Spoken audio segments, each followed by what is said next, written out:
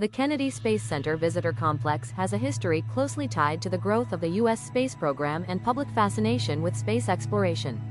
Its development reflects how NASA gradually opened its operations to the public and transformed a simple tour stop into one of the world's leading space-themed attractions. Early origins, 1960s. The story begins in 1963, when NASA Administrator James E. Webb introduced informal public access to the spaceport on Merritt Island. Visitors could drive through designated routes and view basic exhibits displayed in a small trailer. Around 100,000 people visited in the first year, showing strong public interest.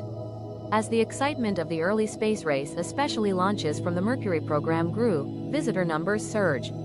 By 1964, over 250,000 people were taking these self-guided tours. Creation of a formal visitor center, mid-late 1960s. Recognizing the need for better facilities, NASA approved funding in 1965 to build a dedicated visitor center.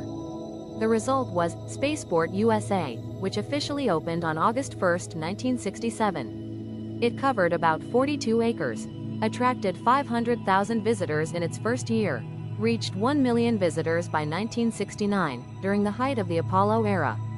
During this period, guided bus tours were introduced, 1966, allowing visitors to see major facilities such as launch pads and assembly buildings, an innovation that remains central today.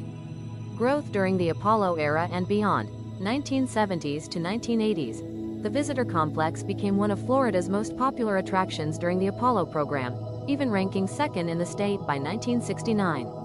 After the moon landings, interest dipped slightly but remained strong, with over 1 million annual visitors even during quieter periods between major programs. In 1971, the opening of Walt Disney World nearby increased tourism to the region, boosting attendance at the visitor center by about 30%. However, early exhibits were relatively basic, prompting NASA to begin upgrades later in the decade to improve visitor experience and interpretation. Modernization and privatization, 1990s to 2000s. A major turning point came in 1995, when NASA contracted Delaware North to operate the complex. This led to significant modernization, improved restaurants and retail areas, new exhibits and attractions, enhanced transportation and tour systems. During this period, the site officially became known as the Kennedy Space Center Visitor Complex, and it transitioned to being self-supporting, receiving no direct government funding.